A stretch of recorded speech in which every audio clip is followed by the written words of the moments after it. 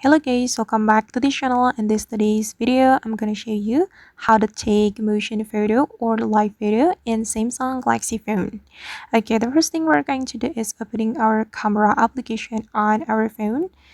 And after we have our camera application opened, we have to activate this motion photo feature. You can click on this icon to activate it. Okay, and now the motion photo has been activated.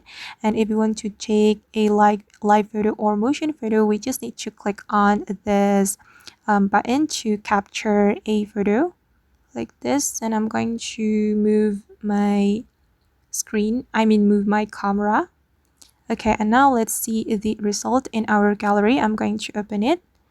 Okay, and we can click on view motion photo. Okay, and this is the result, guys.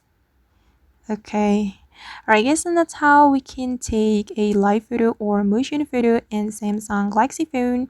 I hope this tutorial will be useful for you. Thank you so much for watching, and if you found this tutorial helpful, don't forget to hit the like button, leave your comments, and also subscribe to this channel. See you on the next video.